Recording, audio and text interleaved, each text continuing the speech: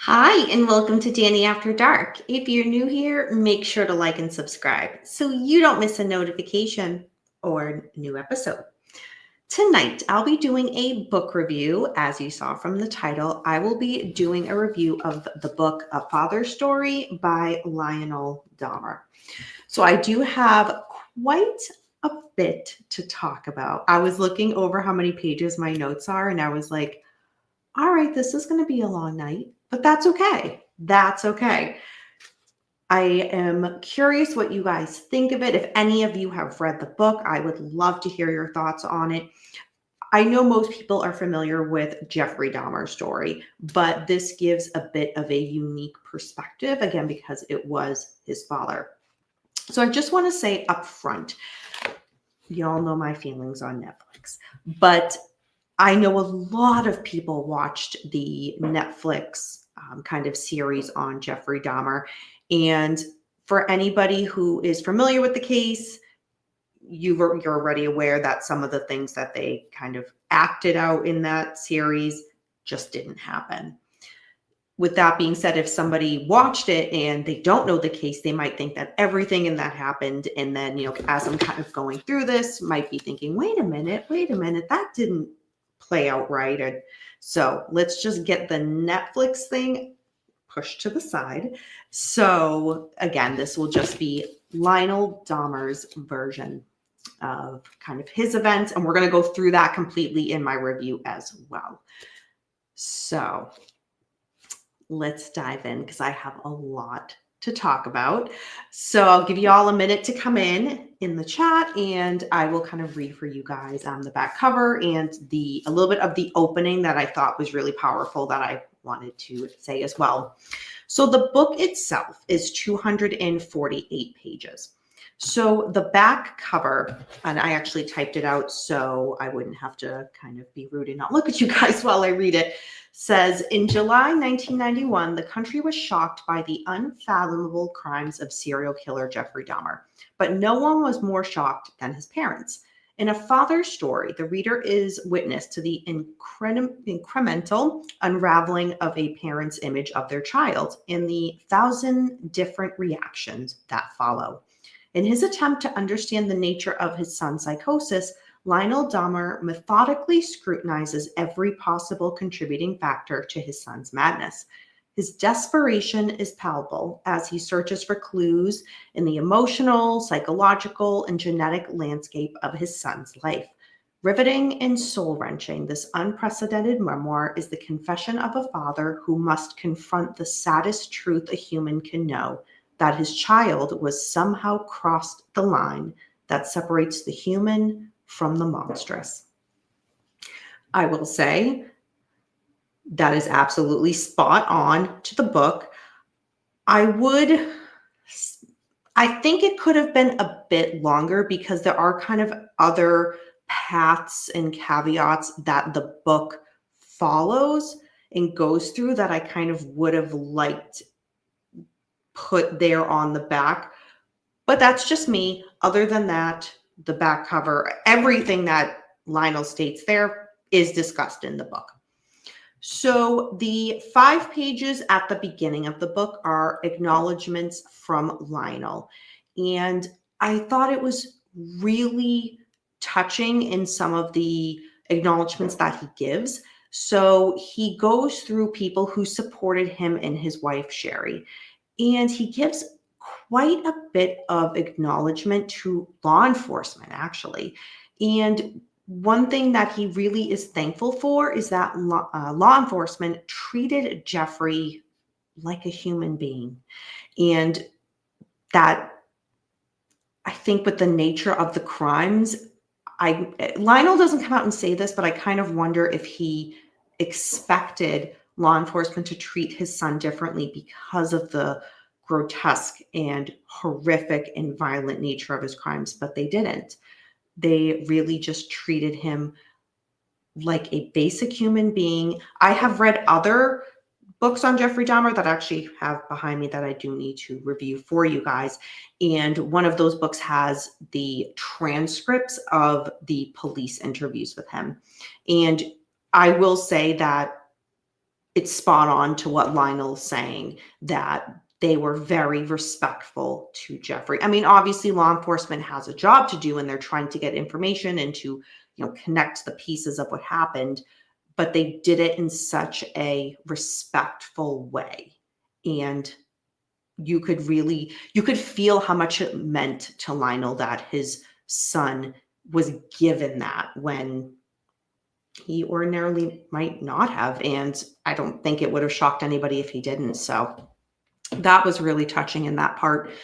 There are several photos throughout the book of Jeffrey and his dad, Jeffrey and his brother. One is with Jeffrey and a childhood friend. They're all black and white photos, but they are spread throughout the book.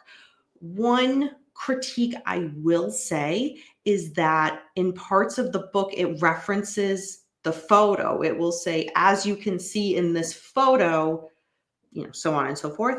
But the photo is 30 pages behind or 10 pages ahead. It doesn't line up to where you'd be reading the text and the photo would be right there available. So the reader would have to, again, either go back or go forward to see it. And where it uses language like that, you would imagine that the photo would be right next to the text that is describing the photo, but that wasn't the case.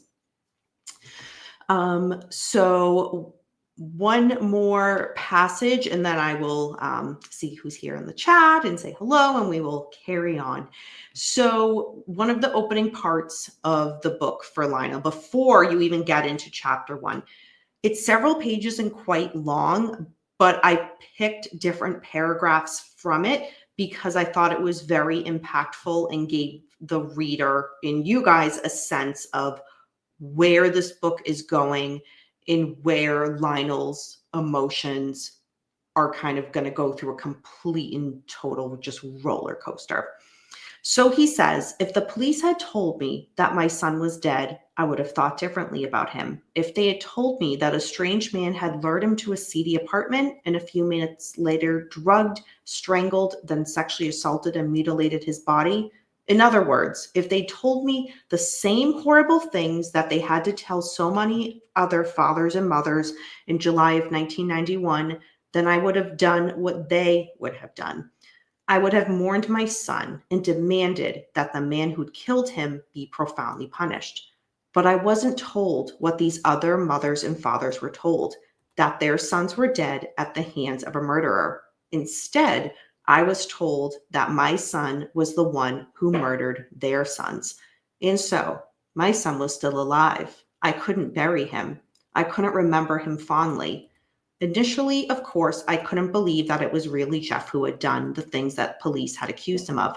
How could anybody believe that his son could do such things? I had been in touch in the actual places where they had said that they had done them. I'd been in the rooms and basements, which at other moments, according to the police, had been nothing less than a slaughterhouse. I had looked in my son's refrigerator and seen only a scattering of milk cartons and soda cans. How was it possible that this child that I had held in my arms 1,000 times and whose face, when I glimpsed it in the newspapers, looked like mine? I am an analytical person. I deal in real things, not things that are imagined. Evidence is evidence, and it has to be recognized as such. There was no evidence that anyone had ever made Jeff kill anyone. There was no evidence that anyone had ever helped him do such things. There wasn't even any evidence that anyone had known what Jeff was doing. His neighbors had smelled disgusting odors coming from his apartment, but none of them had ever gone inside. Jeff had done everything alone, everything in secret. No one was to blame for all of these deaths but him. And there was no question but that I had to accept that fact. Jeff had done it all. He alone was to blame. How just soul crushing is that to read? I found it extremely emotional to read that, because there's just, it's one of those, who do you relate to? There are support groups, or there were so many victims in this crime that the victims' families they had other victims' families to kind of go to, or even without a word being said, they all had a mutual understanding of, we're going through the same thing. Lionel didn't have that. So he had to process things very different. And I've said this before in other episodes, the family members of the perpetrator, the killer in this case, they are victims as well. They are completely victims as well. Obviously at a kind of a bit of a different level than the victims who have lost their loved ones, but they didn't sign up for this. And as we're going to see as the book goes on, and as I kind of relate that in my summary to you guys, that again, especially Lionel and his wife and his other son, Dave, they didn't sign up to be in the spotlight for any of this. They didn't do these crimes. It was Jeffrey who did. But we will get to that. All right, let's see who's here. I chatted enough a little bit already. So, hi, Kane. Welcome, James Watson. You just, everything I wear, you have a comment. And you know what? You're actually, yeah, that's a pretty good one. Pretty spot on. I will give you that. Hi, Kat. I haven't read this one, so I'm ready to hear your opinion. Oh, that's exciting. Welcome. I hope you enjoy this, and I hope you pick it up. I hope my recommendation makes you get the book for yourself. Hi, Todd. Good to see you. I heard on the radio in 2025 a new book. What? Wow. I know what I will be getting on whatever release day that is. That is very exciting. For those who don't know or follow me over on the Paulcast Manson Saga discussion panel, where I'm one of the co-hosts, I'm a Jay Sebring girl. I find his life fascinating. There are so many aspects to his life that are fascinating. One, and also, he was so good looking. To give credit where credit is due, so good looking. But let's move on. Hey, Beers. Good to see you, hon. I hope you're doing well. Chris James, hello. Hey, Doe Like Beauty, welcome. Hope you're doing well. Yes. Yeah. Oh, hon, stay tuned. Stay tuned. That is an intense part, but we go deeper. So, again, I have a lot of notes, so let's just keep going forward. So chapter 1 starts right away with the birth of Jeff on May 21st, 1960. Right away, even in the very first paragraph, Lionel speaks of the difficulties that his wife, now ex-wife, Joyce, Jeffrey's mother, had while being pregnant. And that continued after Jeff was born. Lionel goes into a lot of details about the difficulties, and very specifically, the difficulties that Joyce went through. Lionel was a graduate student at Marquette University. He was studying for his master's in analytical chemistry. He also worked as a graduate assistant. So, needless to say, he was out of the home most of the day. So Joyce would be left a lot of the time with Lionel's mother, Catherine. So they lived with Catherine at first, initially for several years while Jeff was firstborn. So when Jeffrey came home, the happiness actually only lasted a short time because Joyce didn't settle well into motherhood and didn't settle into nursing with Jeff. Joyce became withdrawn. She would argue a lot with Catherine. She withdrew to the point where when everybody was eating dinner downstairs, she would actually just remain upstairs alone in bed with Jeff, and Jeff would be sleeping in his bassinet. She wasn't even really interacting with him on that end. Joyce would leave the house randomly, and actually one time Lionel found her at nearly 5 blocks away, lying in a field of grass, and all she was wearing was her nightgown. Joyce also came from a family that had a long run with alcoholism, so that would be a factor to kind of keep an eye on. Lionel was aware of that, and it does play into things later with Joyce. One time, Lionel and Jeffrey saw a small mound that looked like more than a little bit of a clump of dirt. So we kind of jump ahead a little bit. And when they pulled over to see what it was and looked closer, they realized it was a nighthawk that had actually fallen from its nest, and it laid on the pavement completely helpless. So they eventually, with Jeff's urging, Lionel picked it up, and together they took that injured animal home. Over the next few weeks, they nursed it back to health. It grew larger and larger, and they finally went outside to release it. And what Lionel says about this was that Jeff's eyes were wide and gleaming. Quote, "It may have been the single happiest moment in his life." Quote. I found that sentence very, very interesting, especially, hindsight's 2020 looking back, and to him, that was like the moment, like the happiest moment that he ever saw his son really truly have. And that's it. And it's ironic kind of how everything will play out in regards to here he is saving this animal and the joy he gets from that, Jeffrey that is, and then what we kind of learn later on will come. So after a time, it became impossible for Lionel and Joyce to continue to reside in Catherine's home. There was just way too much hostility going on, especially between, I don't want to say between Catherine, but it was really Joyce towards Catherine. So Lionel, Jeffrey, and Joyce moved to Eastside Milwaukee. Joyce at first seemed to do better in this situation. She became more relaxed and actually adapted better to her new role as mother. Jeff, he was growing into a bubbly, happy, likable child. He played with usual toys, bunnies, dogs, wooden blocks. He loved to stack them carefully, and then he would kind of suddenly just knock them over, push them over.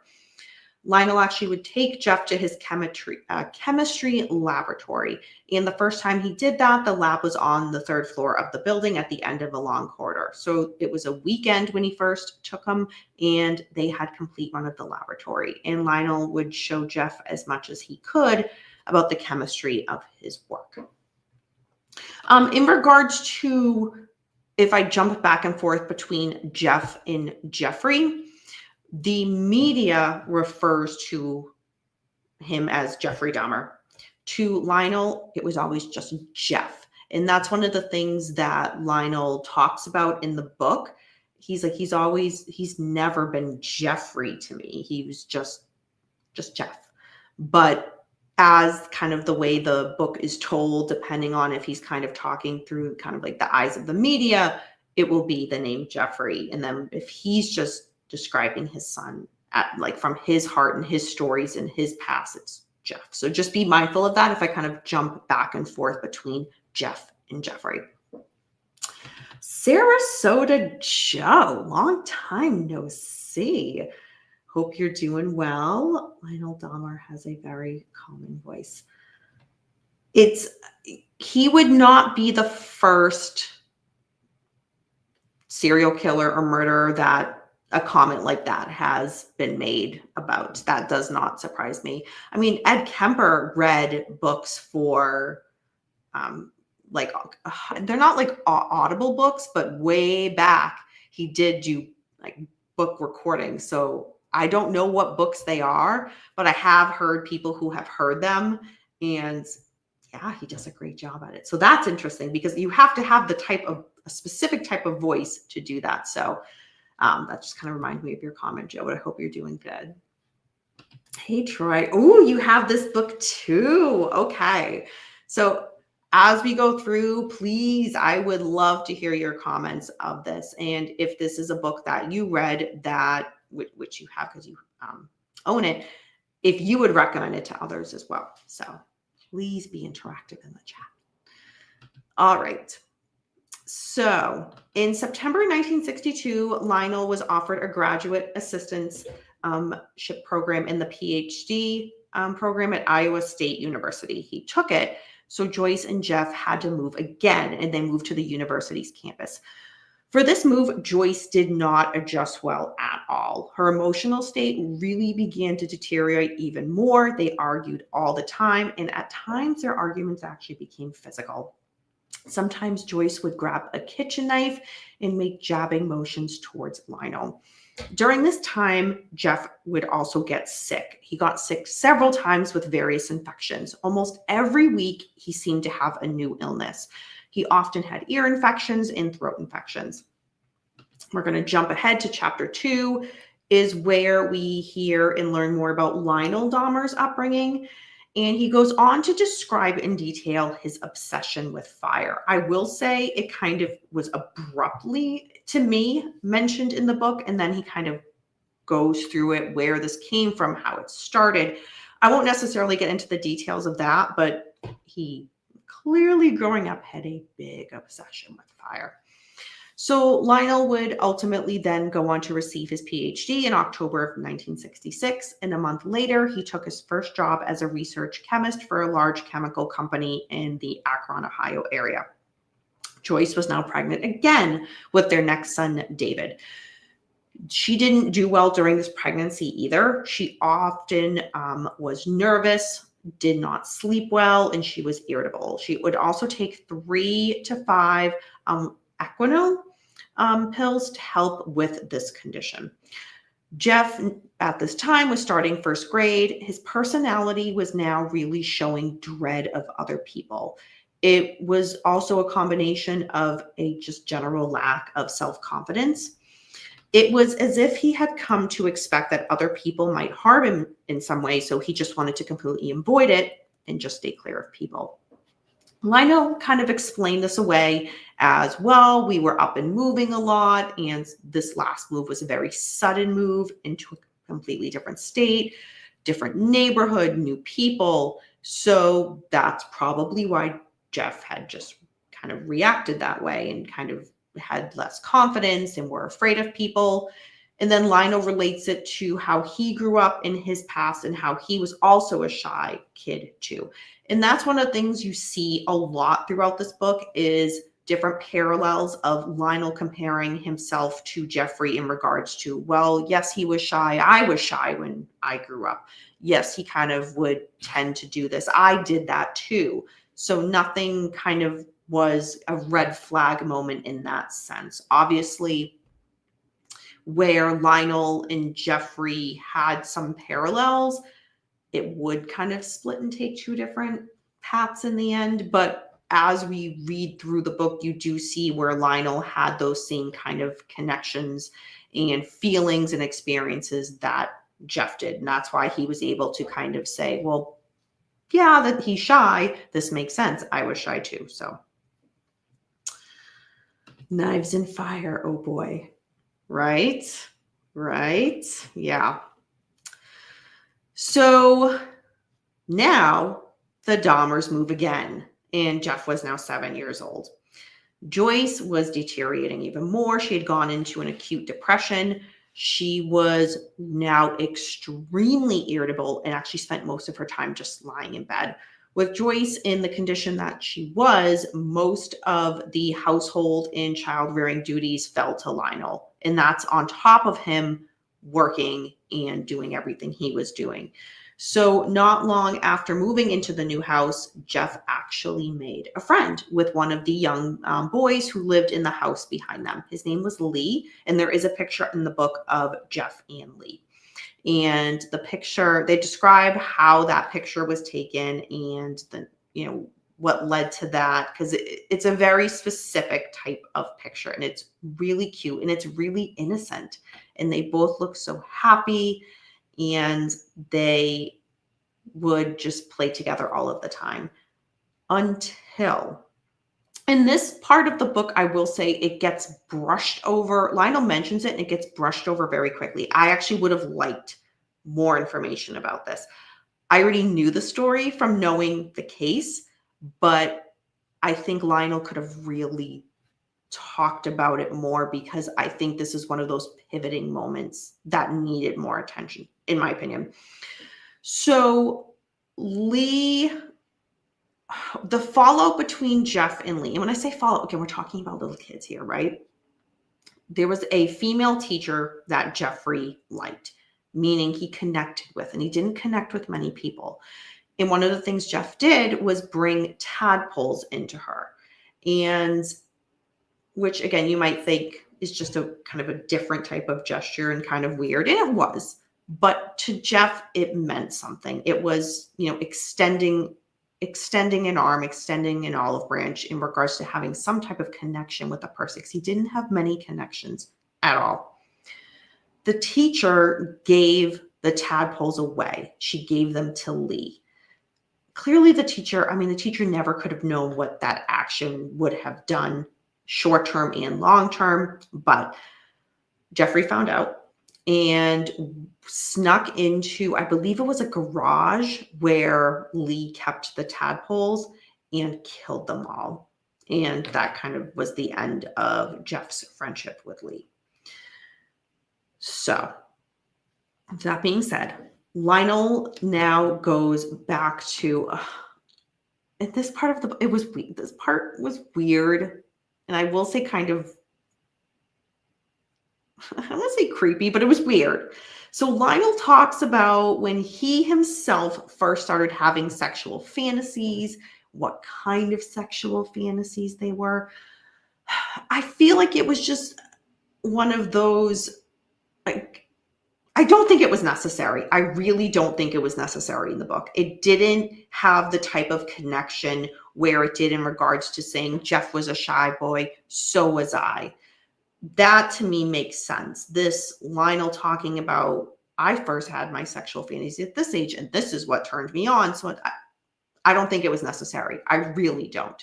But nonetheless, there's a lot of talk about it, and it goes a lot into detail. So there you go, folks. I'll leave something to the imagination for you when you get the book and read about it for yourself. So now let's move on from that. Jeff was starting to withdraw more socially. He would remain at home more. He was often alone in his room and just staring at the television, and his face was often just blank, just void. Lionel tried everything he could in regards to getting Jeff involved in things and with other people, enrolling him into soccer, tennis, bow and arrow. Every time he would start something, he just quickly lost interest and it would stop. One of the things that Lionel did mention to him was bodybuilding, and he took an immediate interest in it. Jeff did. So over the next few weeks, Jeffrey did work out. Lionel would come home and see Jeffrey working out in his room, or hear him working out in his room, and thought, wow, this is sticking. But ultimately, Jeff lost interest as well. During the next few years, Jeff would find interests of his own. What Lionel says is, quote, as I first learned at the trial in February of 1992, he would begin to roam the nearby streets of our neighborhood, always on his bike, but further equipped with a supply of plastic garbage bags with which he would retrieve the remains of animals he found along his way. He would gather together these animal remains and create his own private cemetery. He would strip the flesh off the bodies of these putrescent roadkills and even mount a dog's head on a stake. All that I really noticed during those years of my son's adolescence was his increasing inwardness and disconnection. He did only what he had to do in school and exhibited neither interest nor ambitions, end quote. Imagine learning that at trial, and that won't be the only thing that Lionel learns at trial. He learns a lot, things he never could have dreamed of about Jeff. But this was the first mention in the book of, here's at the trial where I learned of such and such. Hey, Wolf. I'm so glad that I never had kids. Imagine your baby boy becomes a cannibalistic serial killer. I mean, fair. It's rare, but that's a fair comment, Wolf. I will say nonetheless, you know that I got cats and I'm quite happy with them. Quite happy with them. Hey. So let's carry on. So in regards to Jeff's drinking, so what Lionel says is, quote, my son went elsewhere with his confusion and distress. He went where millions of others had gone before him, seeking solace and forgetfulness, as he must have been seeking it. He went to the bottle. By the time he finished high school, he was a full-fledged alcoholic. This, however, was completely unknown to me. Preoccupied by the continuing dissolution of my marriage, as well as my duties at work, I remained entirely oblivious to Jeff's drinking, end quote. And we will see that in the book as it carries on, is there's glimpses of Jeffrey getting drunk or being caught with alcohol. And Lionel just kind of says, all right, yeah, I yelled at him. That's how I dealt with it. All right, it's done. Let's move on. And it's like, that's not quite how that works. But yeah, that is very accurate that Lionel was, as it was going on, completely oblivious to it. So back to Joyce, Jeffrey's mother. So Joyce had begun to develop a host of ailments, constipation, insomnia, a nervous condition she described as, quote, fluttering, end quote. This is where her whole body would shake violently and uncontrollably until she actually would collapse and be bedridden, exhausted. And this would sometimes last for days. So for these illnesses, she took higher doses of Equinol along with sleeping pills, laxatives, and Valiums. So she was on a cocktail mix of pills.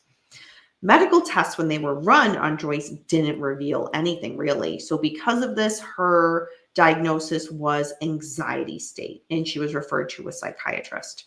In July of 1970, Joyce was admitted to a psychiatric ward to be treated for severe anxiety, but she checked herself out after only 3 days.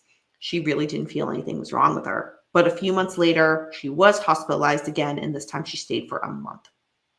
In August of 1977, Joyce's dad died. So she left to go to the funeral, and when she came back, she told Lionel that when she saw, and this is horrible, when she saw her dead dad's body, she felt that her marriage was dead too. So she basically said to Lionel, I'm done. But compared it to that. Later, Lionel would find out that Joyce was having an affair. So again, because of this, Joyce initiated the divorce. Lionel would file somewhat later, and shortly after that, a custody battle ensued over David. He was still just a child. Jeffrey, he was almost 18 years old, so they didn't argue over custody of him.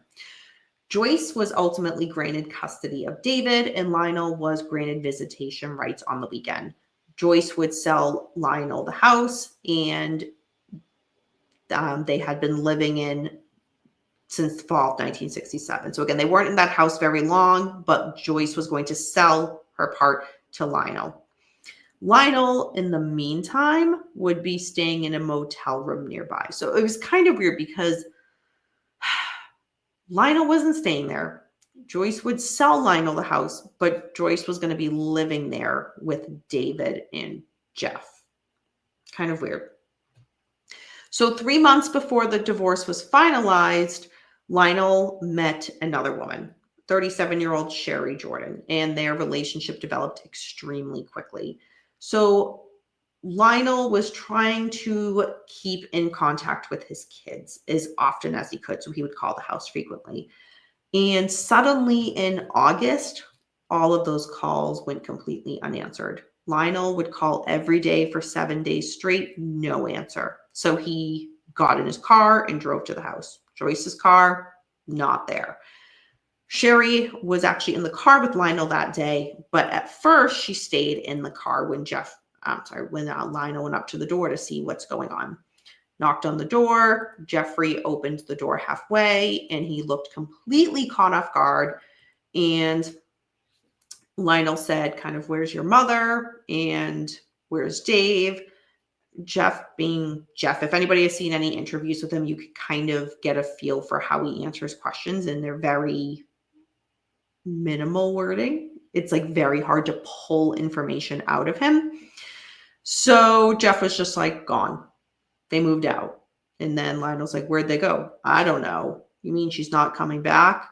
And Jeff just kind of shrugged. So Jeff claimed he didn't know where Dave and his mother Joyce were. Just that they left. So Jeff was just left alone in this house.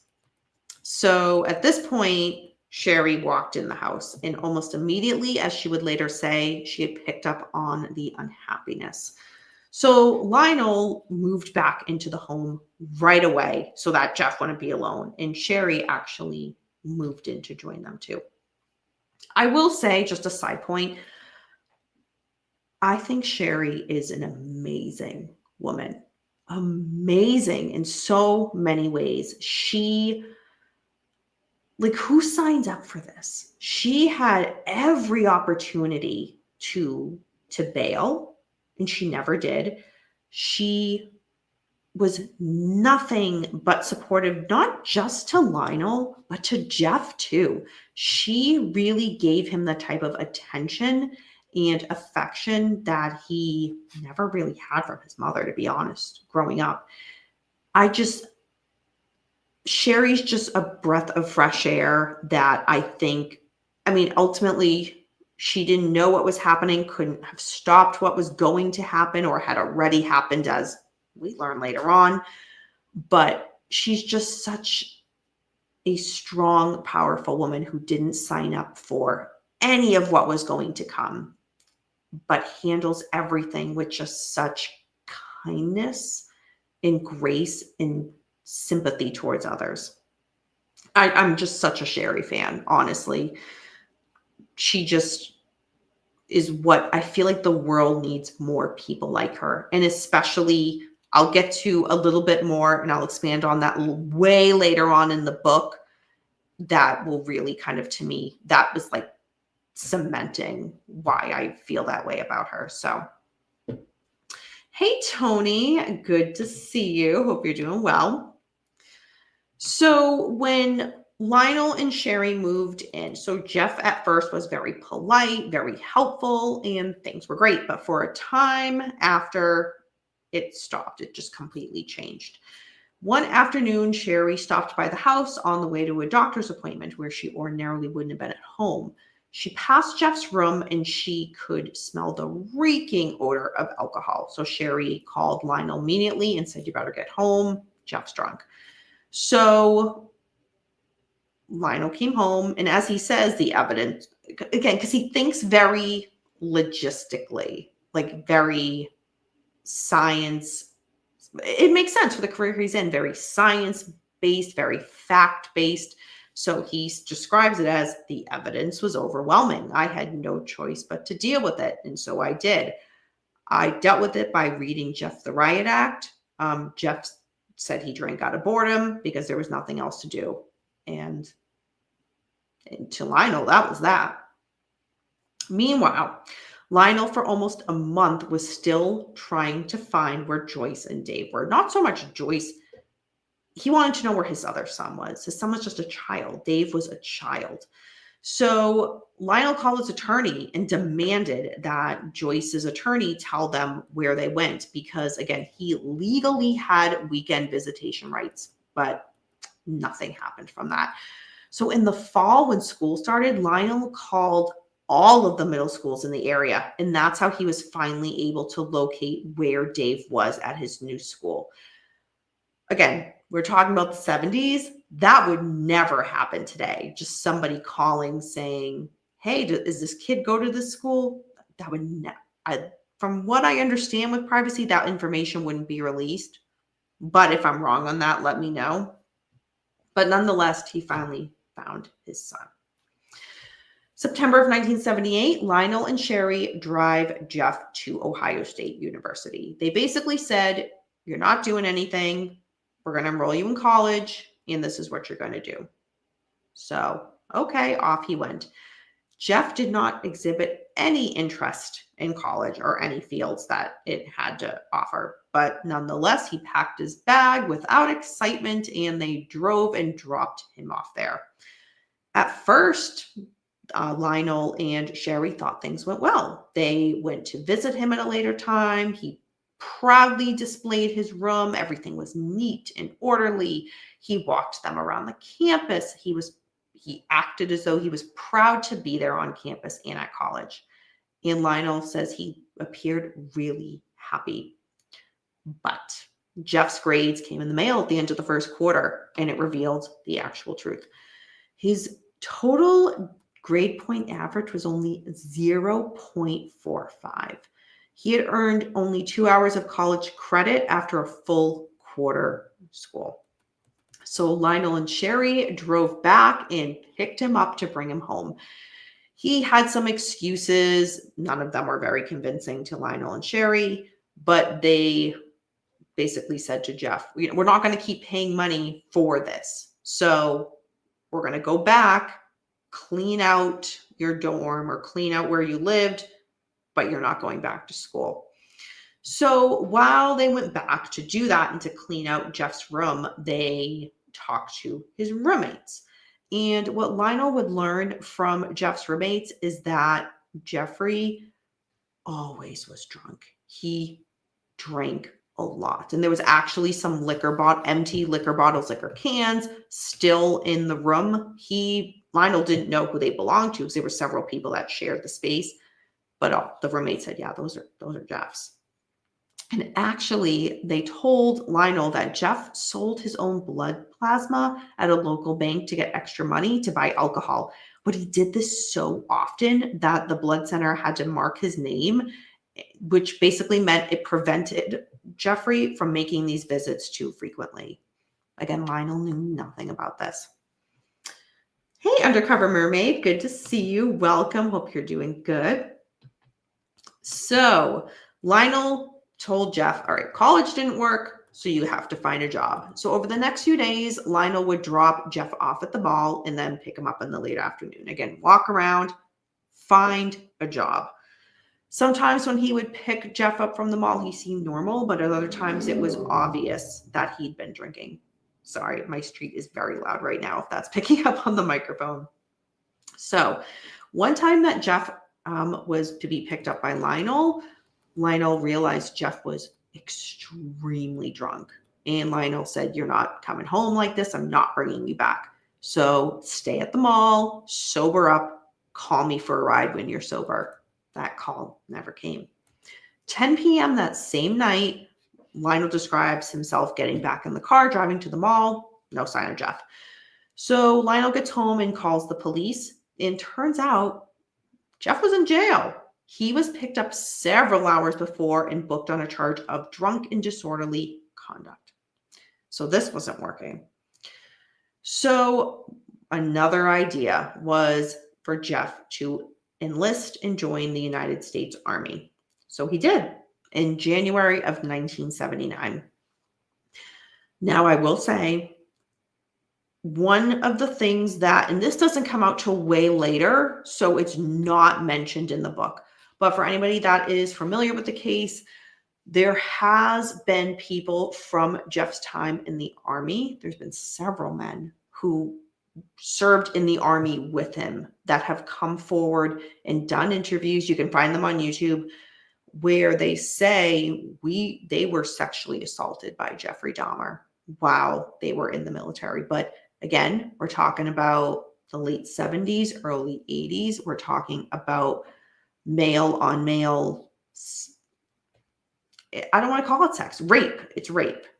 But it's something that the men at the time did not report. And again, think of where the world was mentality-wise regarding that in the late 70s, early 80s. It makes sense. So none of that is discussed in here, but I just wanted to add that because we've come to find out that that was happening. All right, now back to Lionel's version of this. So he didn't see his son Jeff for 6 months. When he did finally see Jeff again, the transformation to Lionel just was night and day. The Jeff that he picked up at the bus station was completely different than the frightened boy that he had dropped off at the bus station to go into the army. The new Jeff was handsome, broad shoulders. He smiled brightly. His hair was close cropped. His clothes were very neat, very orderly. And most important, Lionel says you could not smell any alcohol on him. So he saw only a positive change from Jeff joining the military. During the next 2 years, Jeff would be stationed away, and Lionel would receive a few letters from Jeff. Again, love Sherry. She would write to Jeff all the time. And a lot of the times she didn't get responses, but it was just kind of oh, well, that's how Jeff is. He's a man of few words. But again, Sherry wrote to him all the time, sending pictures of the house, the garden, just updating him on everything that was going on at home. Again, that wasn't for Sherry, didn't have to do any of that, but she did. Jeff would actually only call once or twice during this entire time. And during these phone calls, he said he was enjoying his tour in the military. So 3 months before Jeff's military service was going to end, all of a sudden, Jeffrey's military trunk arrived on Lionel's doorstep. No Jeffrey. Inside was Jeff's army fatigues, his jacket, trousers, everything. But not only no Jeff, no notice of where the hell Jeffrey was. A few days later, Jeff's military discharge papers arrived in the mail. In it, it said that Jeff had been given an honorable discharge and there was a code number, but Lionel at the time didn't know what that code number meant. He would later find out it was for alcoholism. Hey, Capone, good to see you. Hope you're doing good. I am about halfway through my very long review of this book. So you missed a bit, but glad you're here. So a month later, so again, a month goes by and then Jeff calls. He says he's in Miami, Florida. He was working at a sandwich and pizza shop. He gave a few extra details, but Lionel didn't push him for anything more. Over the next few weeks, Jeff would occasionally call, usually asking for money. Sherry was refusing to send him money and said at one point, here's the deal. I will send a plane ticket for you to come home. And Jeff agreed. So this is one story that, again, if anybody has studied the case, you know this story because Lionel has talked about it all the time in interviews, and it's been in countless books as well. So Lionel picks up Jeff at the airport a few days later because, again, he decided to come home. Jeff walked off the plane, and from a distance, he was smiling brightly, and he looked amazingly cheerful. But when he gets closer to his son, he realizes Jeff is very, very drunk and makes the comment of, oh, I think I drank a little too much on the plane. So 2 weeks after returning home, Jeff was arrested at a local motel. He was asked to leave the lounge because he'd been drinking straight out of a vodka bottle. He refused and was taken to the lobby, but he hung around there. He still wouldn't leave, even though he was being asked to leave. So the police were called, and when the police showed up, Jeff turned violent. Lionel and Sherry finally suggested, why don't we have Jeff go visit Catherine? So as remember from earlier, Catherine is Lionel's mother, and Catherine and Jeff always got along. They both really loved each other. So the plan was, just for a little bit of time, let's have Jeff go stay at Grandma's house, Catherine. It's in a suburb of Milwaukee, Wisconsin. They love each other. It would be perfect. So at first, things were fine. He helped his grandmother around the house. He actually went to church with her every single Sunday. What was supposed to be a short visit just to kind of get him back in line or try to get him back in line, well, that turned into 6 years. Let's see what Capone is saying. People never called him sir without following up with "you must leave." Not sure what, I'm not connecting that. Please explain. But I'm also like in the middle of a thought right now with Jeff, so not surprising, not surprising. So Lionel and Sherry, again, it's been 6 years since their initial stay at mom's for a little bit happened. And towards the end of that time, we hear that things start to change. And this is where Lionel is more aware of what's going on. Catherine calls Sherry to report some disturbing things, disturbing behaviors that she's seeing with Jeff. For example, she finds a full-size male mannequin in his closet. Lionel, again, spoke to Jeff about this, and Jeff had an excuse. Oh, I stole it. Lionel doesn't really believe him, but says, okay, fine. Just get rid of it because it's making grandma upset. So Lionel says, all right, you got to do something more. Why don't you enroll at the Milwaukee area technical school and we'll pay for it. So Jeff agrees to do that. Lionel finds out Jeff didn't attend a single class. So needless to say, Lionel was very mad because that was his money. And, again, Jeff had a million excuses why he didn't go. Thank you for clarifying, Sam Smith, and always a pleasure to see you, sir. So Catherine finds a gun in Jeff's room. Again, calls Lionel and Sherry. So what Jeff is saying is, it was a gun for target practice, but it was a more sophisticated gun that would have been used for something like that. So Lionel's solution is, I'm going to sell it and I'll just give the money to Jeff. And you get this throughout the book. The reader will get this where there's so many, yes, they're individual things, but they're all connected. But you see in Lionel's mind where it's, here's one situation, I addressed it, it's done. Here's another situation, I addressed it, it's done. But there's always situations that he's addressing and it's done. And it's kind of frustrating because you want Lionel to, as he's describing in the book, like, how are you not connecting these? How are you thinking, especially with certain behaviors that, I'll do this one thing, problem solved. Like, I'll read him the riot act for getting drunk. That solves that. No, it doesn't. But that happens a lot in the book. And as a reader, it's just, again, it's more so, it's nothing to do with like the structure or quality of the book. It's just like trying to get into Lionel's mind, and it's just frustrating. Like, and again, no one could have predicted what Jeffrey would do, and Lionel is in no way, shape, or form responsible for the acts that Jeff did. It's just one of those, when you, again, hindsight's 2020, right? But reading this, it's like, Lionel, I would have loved for you to connect the dots and realize there was a bigger issue. He will realize there's a bigger issue, but it'll be way later on. So Catherine also talks about to Lionel, how one time she came down the stairs in the middle of the night and Jeffrey was down there and yelled, "Stop, I'm not dressed," end quote.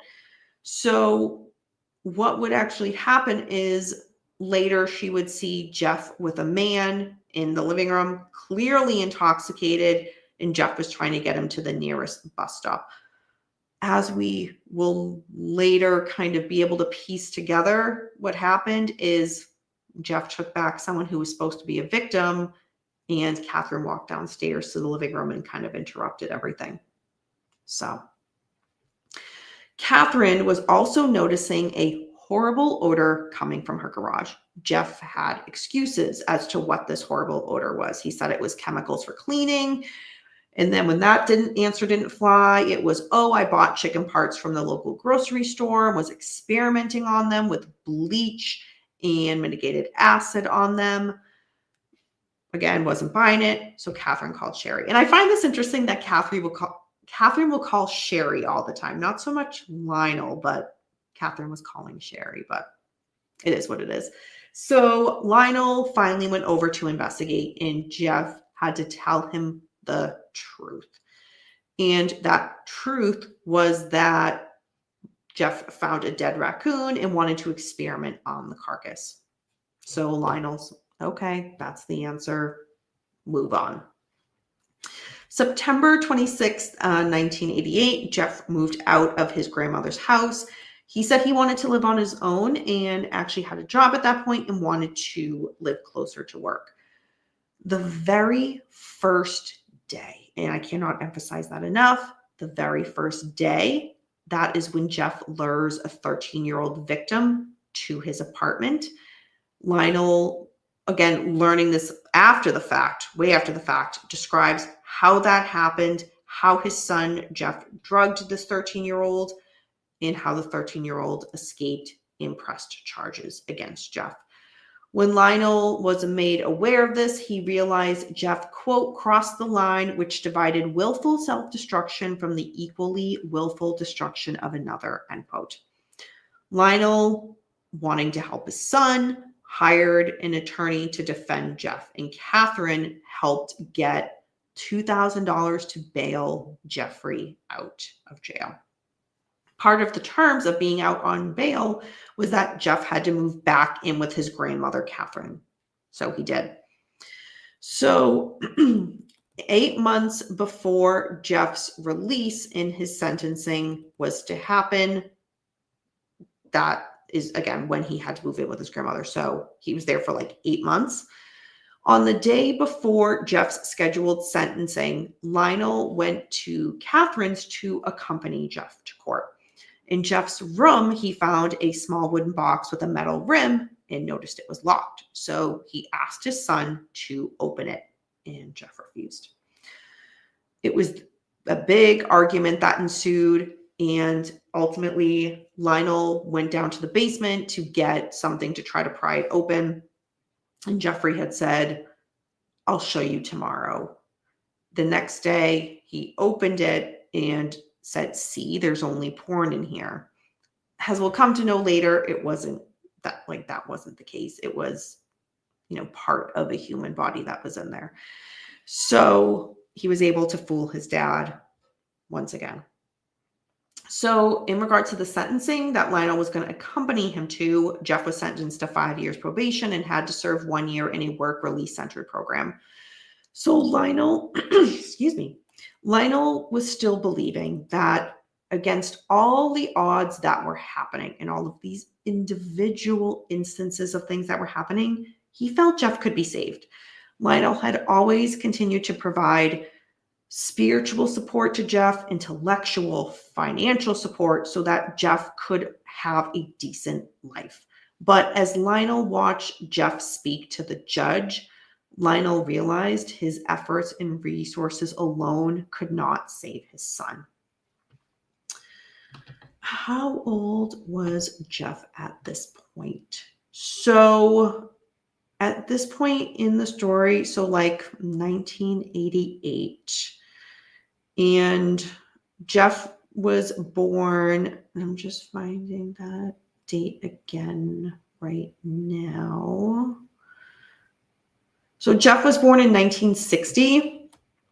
So 1988, so like 28 years old, about 28 years old. Hey, little Milky, good to see you. Welcome. Happy Wednesday. So again, Lionel's now realizing he alone cannot save his son.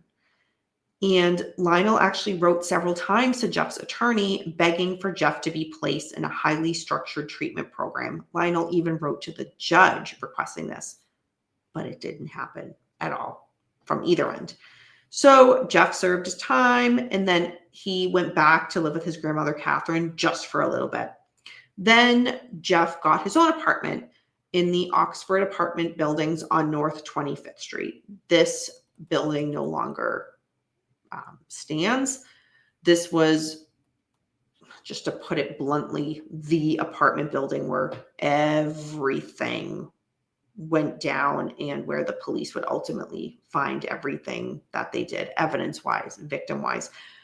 Again, there were other victims that were not murdered at the Oxford Apartments, but this is where he would ultimately be caught and the community would find out what would happen here. This is where the neighbors would complain about, the odor coming from Jeff's place. So just to reference that is where that apartment building is. And again, it no longer stands.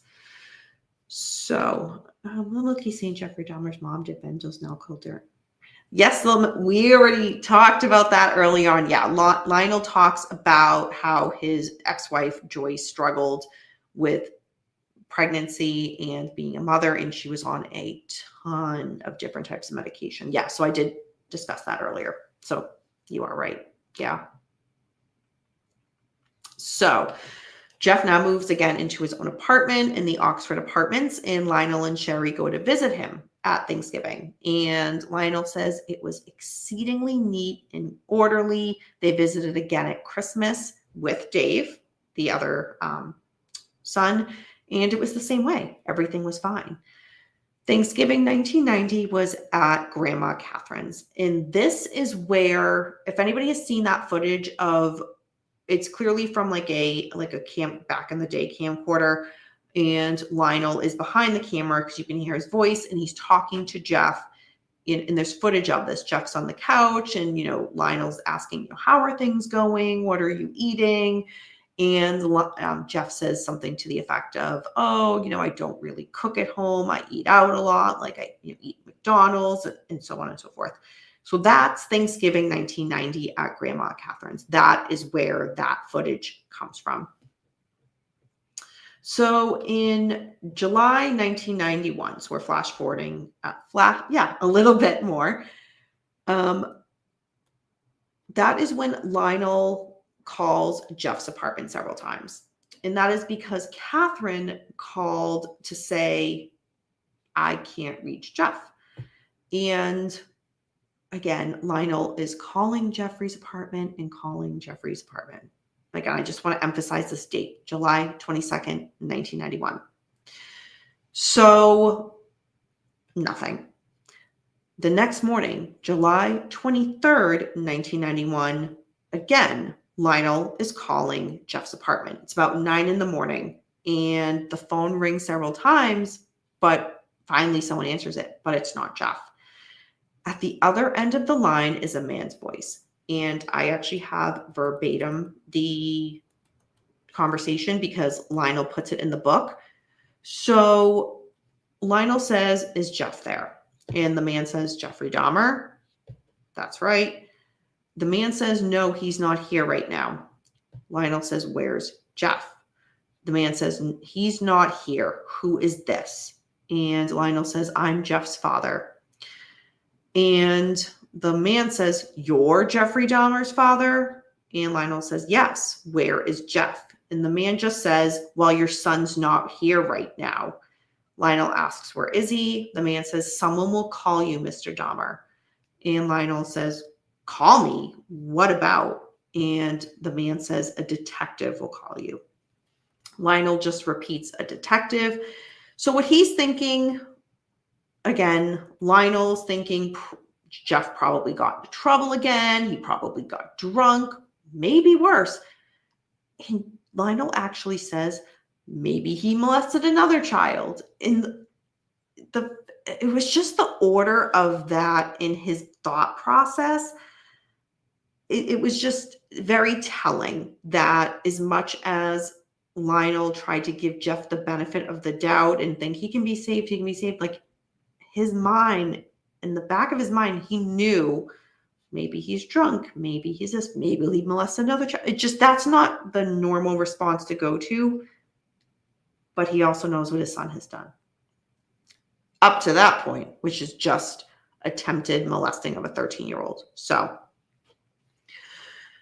then the man on the line at Jeffrey's place finally says he was a member of the Milwaukee Police Department. So he at least gives him that. And he says, we're investigating a homicide, Mr. Dahmer. So Lionel says a homicide, thinking the worst, thinking that his child was the victim of a homicide. Jeff is dead. Somebody had killed him. But when Lionel says a homicide, the man says to him, no, not Jeff. Jeff is alive and well.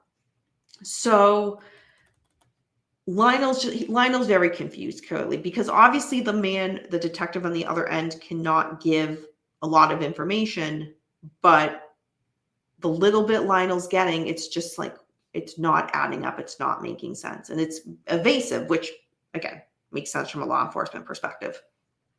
So the book then jumps ahead at that point. It jumps to several months later after Jeff has been arrested and is in jail. And now Lionel is receiving prank phone calls about Jeff because, again, this is when phone books were around. So everybody could look up everybody's phone number by that way. And people were, again, prank calling, and which, again, is not fair to Lionel and Sherry because they had nothing to do with this. But nonetheless, so many prank calls. The book then jumps back to the day after Lionel spoke about Jeff with the police officer in that very vague phone call we just discussed. From a structure perspective, it didn't need to jump ahead then to jump back. There was, to me, really no need for that. I felt the story should have just, and it's not because I'm OCD and like the story to go as is and, a nice flow in chronological order. It's nothing to do with that.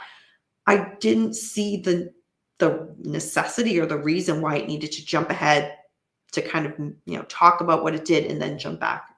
There was really, to me, no need for it, but that's just a structure and on my opinion.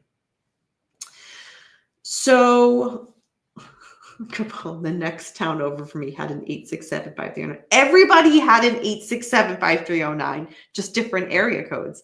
So that's really funny. Capone, did you call it? Be honest. You called it. So again, now we're jumping back to the day after the vague phone call Lionel had with that detective, where all he learned was there was a homicide, but his son Jeff was alive. So Lionel calls his mom to say, Catherine, to say, I just spoke to the police about Jeff and I don't really know much of what's going on. And Catherine says, yeah, the police are at my house right now searching it. And she has no idea why. So that's when Lionel realizes that Jeff is the one that the police are investigating as the possible murderer. So Lionel got on the phone with the Deputy Chief Robert Drews of the West Allis Police Department as to why they were searching his mother Catherine's home. And that is when the police chief says that he can confirm that they're investigating Jeff for murdering someone. So Lionel calls Gerald Boyle, Jeff's previous lawyer. Gerald says, Lionel, I've been trying to reach you. The media has been calling my office all morning. And Lionel still has no idea what's going on. So Attorney Gerald says to Lionel, he got a call from police that Jeff was arrested for attempted murder. But, quote, they've found body parts in Jeff's apartment, a lot of them different people, end quote. So I did not know that detail. This is one of those cases that I've just, for different reasons, have found it very interesting and very fascinating because it was really, I hate to say like the first of its kind in regards to a serial killer cannibal. It really wasn't, but in regards to the media and how it was put out there, it really became that. There have been others since that have gone down that road. But again, when you first think of like a serial killer cannibal, you think Jeffrey Dahmer. And again, there's just so many caveats about this case that I found very fascinating. from a psychology perspective, my God, that days and days and days and days of like looking into that. I mean, it's just, there's so much to it. But nonetheless, I always love when I'm researching a case or reading about a case where it's like, even like, I know a lot about a certain case because I just find it fascinating for whatever reason. Those moments when I find those details where I'm like, I didn't know that before. It's just, I like to be an engaged reader, an engaged researcher, and find those little things. And that was one of the details that I didn't know. And again, so when I read that, I was like, oh my gosh, I didn't know that. But that's just me nerding out, getting excited reading. What can I say? So anyway, and I think this says a lot about how Lionel processes things. He says after that call, he just carried on that day like nothing ever happened. He didn't tell anybody. He just was calm, went to work, chatting with his coworkers, again, just like any other day.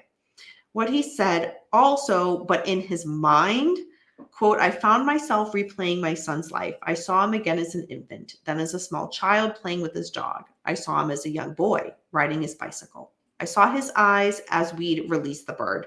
I wanted to take him back to that early boyhood time, to freeze him there so that he could never reach beyond the innocence and harmlessness of his childhood, never reach any of the people whose lives he had destroyed, end quote. Well, now by nighttime, every news station and every channel had what happened. And Jeffrey Dahmer's face was on every news channel. And this is also one of the points in the book where Lionel really goes more into, the media would call him Jeffrey Dahmer, but family never did. It was Jeff.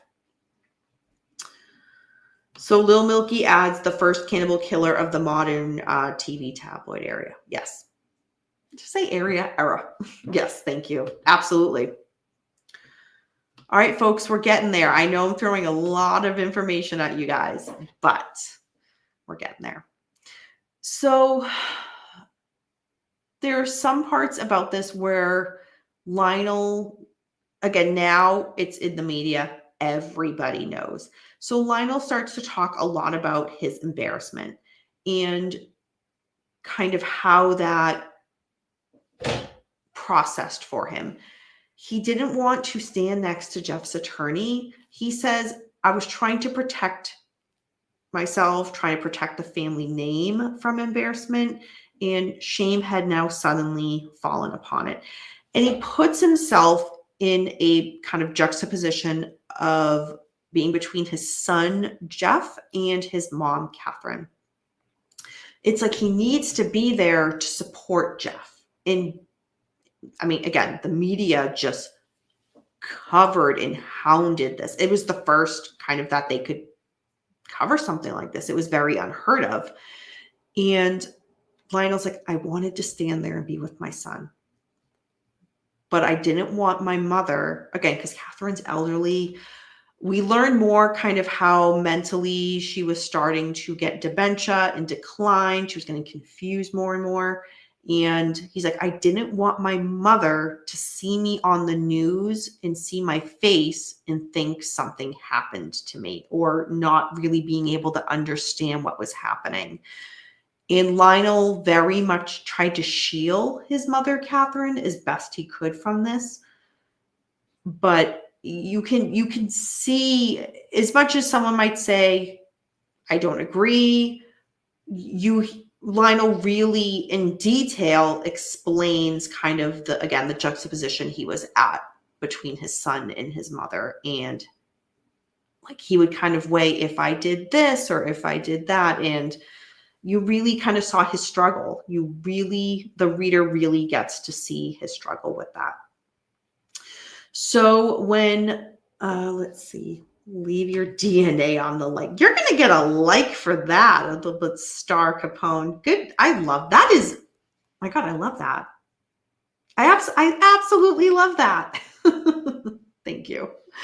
So when Lionel, as I just mentioned, Catherine was declining. She was in her 80s at this point.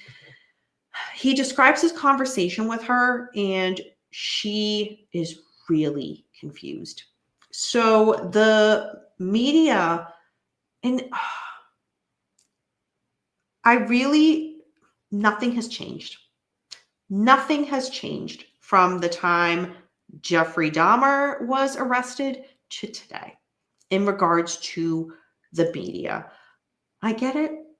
The journalists, the news, they want to cover the story. They want to get the inside, maybe pictures or different angles to the case that no other channel or news outlet can get. But at what cost? Again, things have not changed. And let me explain why. Lionel talks about the media sitting outside of Catherine's house trying to get her on camera. Catherine is in her 80s. Her health is declining physically. Mentally, she is starting to decline. She has dementia. She's forgetful. Like, what the hell? The media, what the hell? They would go up, ring her doorbell constantly. They would call the house phone. It got to the point, and that was just like the first time, like the first day after this happened, and he goes over to see his mother. So Lionel had to disconnect the phone, disconnect the doorbell, and he had to close all the blinds to the windows because, again, the media is trying to look in the house. And it's like, shame on you. This is a woman in her 80s. She had nothing to do with this. Like, shame on you. That night, somebody threw eggs at the house. So Lionel had stayed because he stayed up late with his mom. Again, just chatting, playing cards, just not talking about what was actually happening. And Lionel describes almost like it was just a moment of putting it out of his head, just playing cards with his mother because that's what she loved to do. And again, it was middle of the night. All of a sudden he hears like pounding, like something's happening to the house. And that's where he discovers that someone threw eggs at the house. And of course, Catherine's like, why? Why would someone do that? And Lionel's trying to protect his mom. It's okay, Mom, go back to bed. I'll handle everything. It's fine. It was so sad reading that because here's this poor woman who she didn't deserve any of that. But nonetheless, gotta love the media, right? Beckham.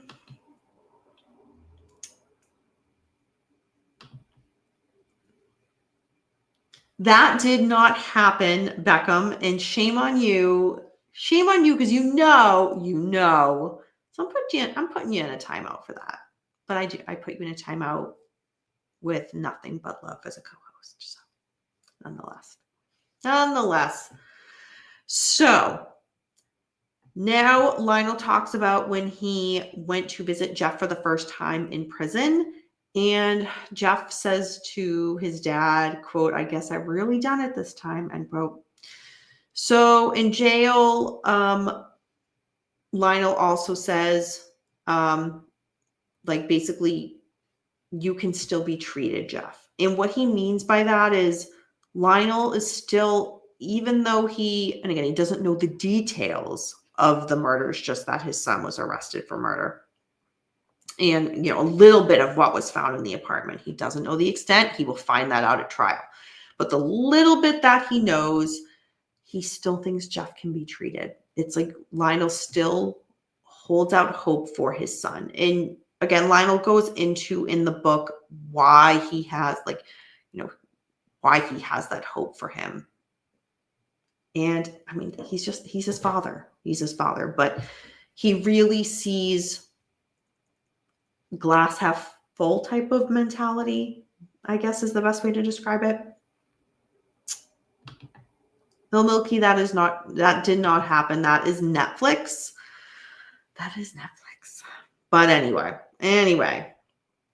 So Jeff just kept profusely apologizing to his dad. But one of the things Lionel says is there was no emotion behind it. Yes, he's saying he's sorry, but again, blank face. So leaving the prison, Lionel then talked to Jeff's attorney, who said, in his opinion, Jeff was insane. Insanity was the only possible defense that they could do for a trial.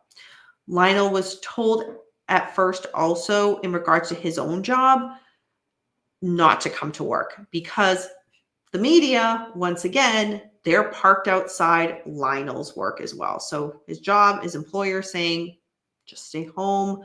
This will calm down. Once it calms down, then come back to work. So let's see. Few comments here. So Dahmer was, oh gosh. He eventually received treatment. Not there yet, Sarasota Joe, and in regards to treatment, that can mean many things, right? It could mean mental health treatment. It could mean spiritual, religious treatment, because again, those are the types of things that Lionel thought all of those things could help his son. But we will get to that in a little bit. But thank you for that comment. So at this point in the book, Lionel talks about when race became a factor, and it became brought up because of the victims that Jeff chose. Lionel goes a lot into this, into saying, you know, Jeff loved everybody. He was not a racist. My son was not a racist, and really goes into that. And that's the whole race issue in regards to the Jeffrey Dahmer trial. Anybody who watched the trial or has read, you know how that was portrayed and how that, was discussed during the trial. Of course, we learn as Jeff kind of talks about the type of person he likes. It's a very certain aesthetic look, certain muscular look. And with that being said, it happened to be a certain type of individual. Again, the media in the race and at trial, it came up where these murders were done because of race. And again, Lionel goes a lot into defending his son on that, saying, no, that is not the case. Jeff was open-minded, promiscuous. Yeah, it was not just, I don't want to sound like I'm giving any type of credit here to Jeffrey, because that's not the intent. The way, if I'm understanding it correctly, it just comes down to, and again, people will disagree because, there are certain people that think the types of victims that he chose were for a certain reason. But hearing Jeff himself say, this is the type of person I'm attracted to. Okay. Everybody has the type of person they're attracted to. You know what I mean? Some people are into athletic builds. Some people are into, people in regards to certain type of, like a body frame, muscle look, certain the way people dress. Maybe some people are into guys that dress very sporty, guys that dress very, gothic look or whatnot, or there's a million different avenues we could go down this, right? But it just really, to me, stemmed down to he had a type of individual in certain critiques and body builds that he found attractive. And those were the type of people that he went for, who would ultimately become his victims. Hey, you are not late. Welcome. Well, actually, you actually are quite a bit late, but that's okay, Tony. Go back and check it out from the beginning if this is a book that you are interested in hearing me review, and then maybe picking up for yourself, because I definitely recommend it, obviously. You are so mean. I feel like a lot of men say that, James. All right. Let's carry on, because we're getting through that. We're getting through this. So at this point in the book, Lionel talks about how his mother, Catherine, her mental health, again, it was already on the decline. At this point, it's deteriorating completely. She can't live alone anymore. So they have her move elsewhere, where there are more people, where there's more support. She doesn't do well there, doesn't adjust well. But again, who would? It's like it's so tough. It's so tough. And anybody who's ever cared for anybody, not only elderly, but going through dementia, Alzheimer's, you know,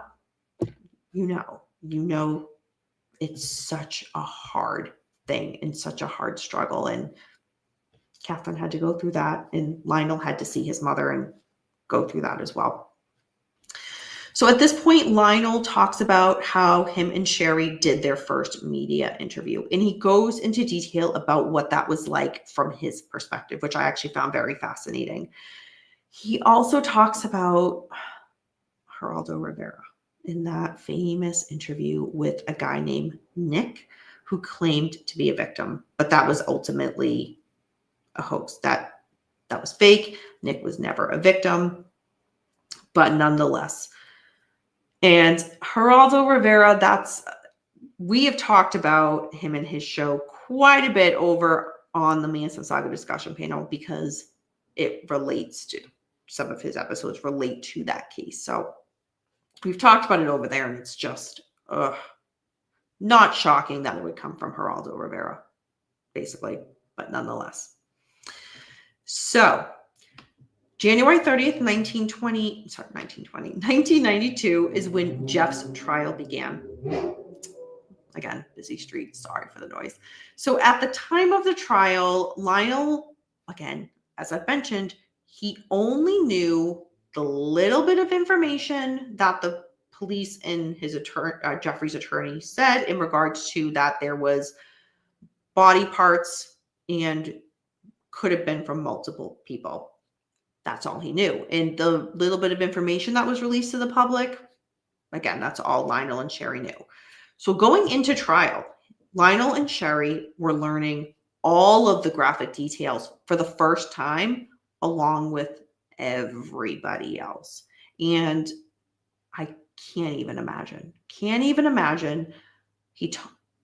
To me, that was a very powerful point in the book, because it's one of those, again, hindsight's 2020. You read, because we're getting near the end of the book here, right? So we read Lionel's, kind of looking back on so many things, and now it's kind of falling into place. But now we get to where he's learning everything for him to realize why everything was falling into place. So what Lionel says is, quote, "This dread of people," in regards to Jeffrey, "this dread of people leaving him had been the root of more than one of Jeff's murders. In general, Jeff had simply wanted to keep people permanently, to hold them fixedly within his grasp. He wanted to make them literally a part of him, a permanent part, utterly inseparable from himself.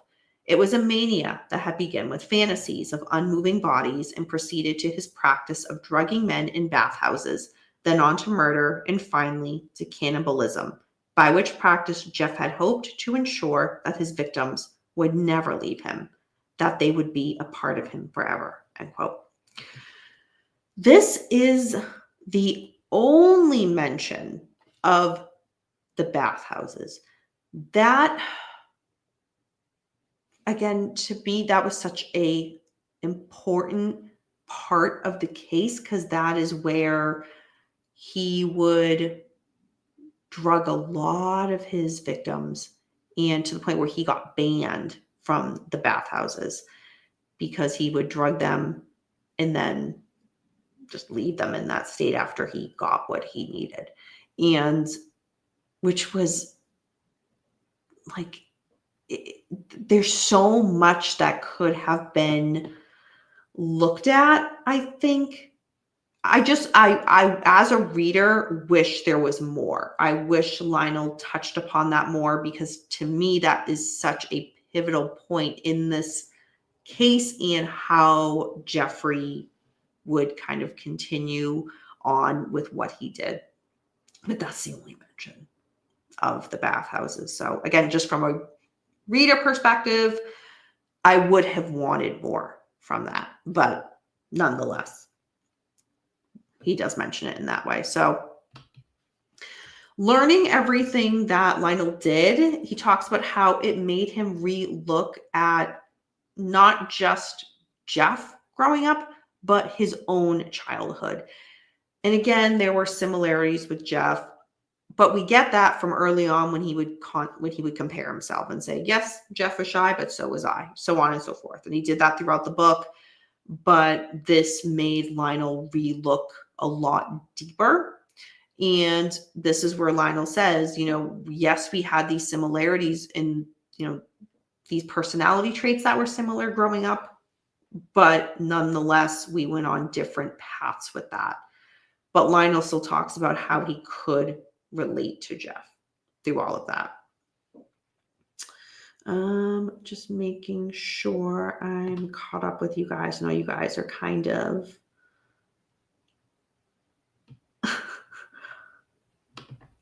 you look like a bridge character from Star Trek. I didn't watch Star Trek, so I don't know. Y'all are too much. Oh my gosh. I love it. I absolutely love it. All right. Well, moving on. So Lionel now talks about that there were several times during Jeff's trial that several of the victims' families had approached him and Sherry in that they had expressed that they had no ill will towards Lionel and Sherry for what Jeff has done. And he talks about how that meant so much to him and Sherry because they weren't responsible for what Jeff had done. And it would have been easy for the families to, they have so much anger, so much hurt, so much pain. And who wouldn't blame them for just projecting that just at anybody? I mean, the way that their loved one was horrifically murdered, no one would blame them. But to have the wherewithal to take that step back and just really see it for what it is and say, they are not responsible for what he did. And to approach them and tell them that, I think that's speaks volumes. It speaks volumes in the best way possible. And that was something I also didn't know prior to reading this book. So I thought I was it was just a powerful moment reading that. So as we know, Jeff gets sentenced. He was found guilty. And so Lionel and Sherry, a few minutes after the sentencing, get to go back to the judge's chambers to have a little bit of alone time with Jeff. And Jeff they describe him as shocked that he had to be sentenced to prison rather than a mental institution. Because again, he was found guilty, but he wasn't found insane. So big difference. Had he been found insane, he would go to a mental institution. The jury didn't believe he was insane. So off to prison he goes. So one of the visits now to prison to see Jeff after he is sentenced, the prison authorities give Lionel and Sherry a box of items that had been sent to Jeff along with a lot of mail. So this is at a time when, again, because technology is so different now. Nowadays, there's dating apps, writing apps for like find love with an inmate. You can just go online and do it. Again, back then, if you were going to connect with an inmate, you would write them a letter and in the hopes they would write you back. So Jeff got a lot of mail. And again, the prison authorities gave it to Lionel and Sherry. This is another one of those moments where, and I'll go into detail as to why, I can't say enough good things about Sherry. Everything about her, she's just like, we need more people like Sherry in this world. So she read through all of them. And Some of them were religious letters, some were teenagers, some were just people seeking prison pen pals. Some were sexual letters from men and women. There were also a lot of love letters. So, for example, one woman wrote to Jeff saying, quote, "We are destined to be together," end quote. Another woman described Jeff as, quote, "cute and keen," end quote. The letters came by the hundreds, and Sherry would read them all. People would also call the Dahmers, and some of them, and Lionel talks about this a little bit from his perspective, but he talks about it mostly from Sherry's, in that people would call Lionel and Sherry. I mean, yes, they got like their fair share of, prank phone calls and people just being outraged and angry and doing that. But they also got people who felt for them and just wanted to extend their thoughts, their well wishes to Lionel and Sherry, their kindness, their stories of, I'm having trouble with my daughter, my son, and just felt they had a connection in some way with the Dahmers, as in Lionel and Sherry. And Sherry would take those phone calls and talk to them. And again, Sherry's just such a wonderful person. She didn't sign up for any of this. Like when she met Lionel and started dating him, and forever, there would have been so many steps along the way where Sherry could have just said, this is too much. I didn't sign up for this. She never did that. She took everything on, more so than Lionel did, to be completely honest. I think she was way more involved than Lionel, but nonetheless. So one of the things that the Dahmers, Lionel and Sherry, received was also an official list of all of the things that had been collected from Jeff's apartments. This was very interesting, and he describes it as 69 separate sheets of things that the police had inventory of. And there were just normal things like videos, books, music, food, alcohol. But then it gets into other things that Jeffrey had in his apartment that was logged. Chemicals, some were ordinary, some were household ones, but some weren't. And then there were also items that had a notation that there was blood stains on them, which they knew was involved in the murder. So, for example, it would say white bed sheets covered in blood, white pillowcase covered in blood, white, a mattress covered in blood, so on and so forth. So Lionel was able to actually go to the police station and gather up all of the things that was in Jeffrey's apartment that were not related to his crimes. And he said, quote, "Never had just seemed that Jeff had seemed more lost than in the things he possessed," end quote. And I think that just, again, one of those powerful quotes and just thoughts that it's so true. It's so true. So now December 1992 is when Lionel's mother, Catherine, passes away. And getting to the end of the book. So the book kind of ends and you're thinking as a reader, wait a minute, what about how Jeff ultimately died in prison? So there's an afterward chapter, and it starts right away on November 28th, 1994. And it's Lionel gets to work and Sherry calls him and says that Jeff is dead. Quote, "Some may question, why are you for someone who did what he did? Beyond the usual true responses that he was my son, and I have all of the loving memories of his very young days. I particularly grieve because for almost a year before he murdered, kids become someone who have nothing in common with the person who committed the previous terrible act. His community was restoring itself," end quote. So in prison, Jeff found religion, and he was even baptized in jail. After his arrest, Jeff had said to Lionel it was like a veil was being lifted and that he was able to discuss his ultimate fate, which, again, he found religion, so whatever that fate to him meant. Now it was from a religious perspective. Just want to make sure I didn't miss.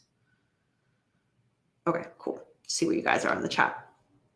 So at the end of the book, it talks about, and it's very sad because from somebody who's not connected to the case, it makes a lot of sense and you completely understand it. From a parent's perspective of their child, when you read it through that lens, and I will read you the paragraph, it's just so upsetting, and it's so, again, unfair that Lionel did not ask for this, and now he has to not only grieve for his son, the son he knew, the son he loved, but it's also the son that how the world perceives him now.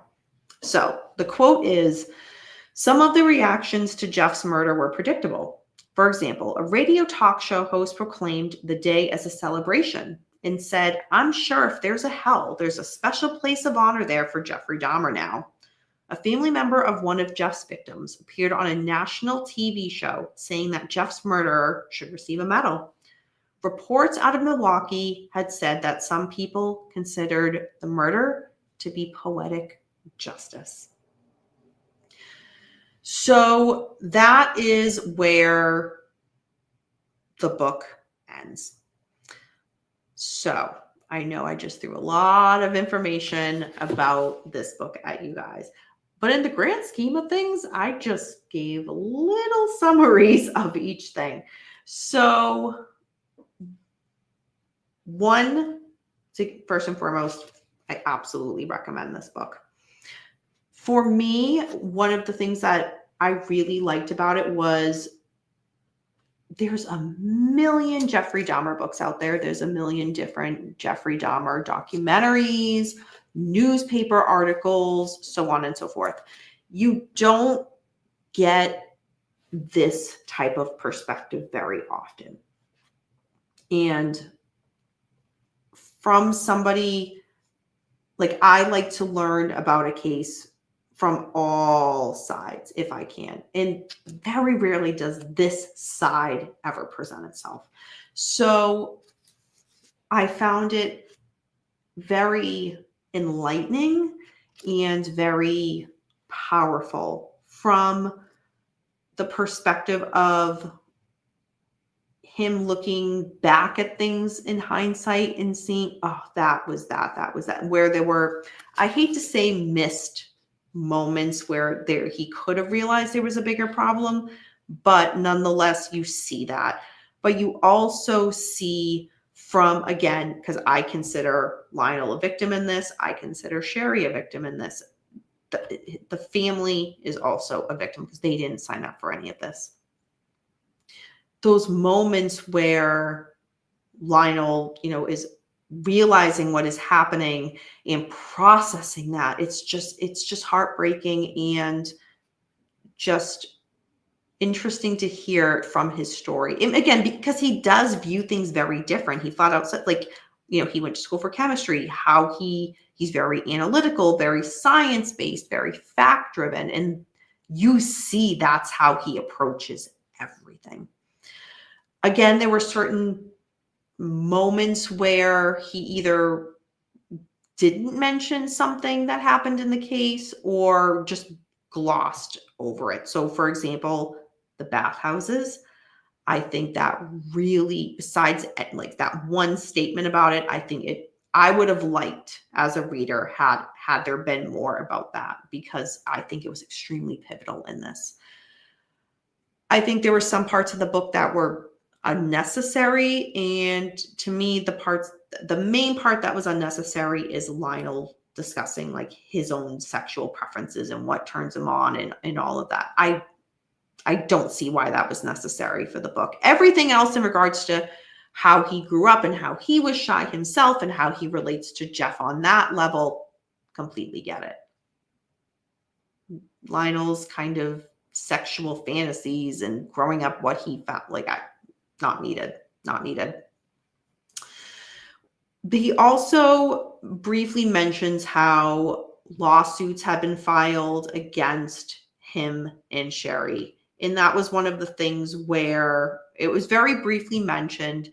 And again, that's not uncommon with stuff like this, but it's unfortunate that they had to go through this. And in regards to the apartment building that he visited, it's, when he went to visit his son at Thanksgiving and at Christmas, and how he describes what he saw, which was everything was fine. I opened the fridge and there was soda and, a milk carton, and that was basically it. And because, sorry, my cat's in here. And yeah, it's just to then have it flash forward to what the police found, just to hear how Lionel saying, well, wait a minute, like I went here and nothing, this is what I saw. And now this is being reported. So that's very interesting kind of to see that too. Overall, I think this gives a really great insight into also how, and I'm not blaming Lionel because I don't have any children. So who am I? Who am I to speak on another person's parenting, especially someone's parenting from decades ago, and which totally different life than how people are raised now as kids. But those moments where something, Lionel would catch something or be, Catherine, his mother would say, hey, something's going on with Jeff. This is happening. And just how Lionel approached it, I found interesting to read that from Lionel's perspective, but also as a reader, very frustrated. Just again, not in the context of the book, but just, again, there was all these little moments where Lionel was like, oh, he was drunk. He was, he was an alcoholic. So this is what I did. I yelled at him and that was that. And it's like, and then something else would happen and the mannequin told him to get rid of it. Okay, problem solved. This, okay, did that, problem solved. And it's just like, no, you just as a reader felt the frustration, but you get that inside look of how Lionel processed everything, because he doesn't just say that one sentence and move on.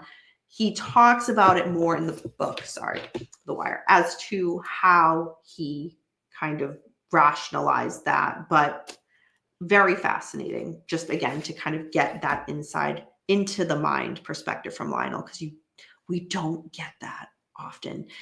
And I just want to add too, kind of before I wind things down, we see and hear so much of when someone is, arrested and charged with a crime for especially something, like from a serial killer perspective, and the media and just people in general just talk and say, how did the family not know? How did the spouse not know? How did how did so-and-so not know? How did coworkers not know? How did neighbors not know? So on and so forth. You get what I'm saying?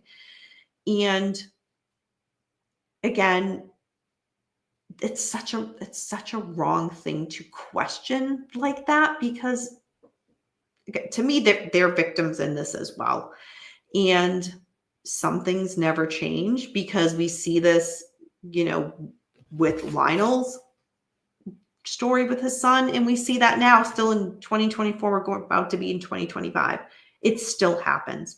So again, I think for a family member of a killer to come forward and be open and be raw and be vulnerable and give their perspective, their story, how they processed everything, how they saw it from their perspective, it's not done enough, but it's so powerful. And I wish it happened more. I really wish it happened more. Kerry Rawson, who is the daughter of Dennis Rader, BTK, she has a book as well, Serial Killer's Daughter. And it's so powerful. And it's just, you don't get that insight very often. But when we as a public get it, it's such a gift and such an honor. It really is. I consider it an honor and a privilege because they don't have to do that, but they're choosing to. And I think it says a lot. So that is my perspective. And my cat is getting a little restless, so it is time to wind things down.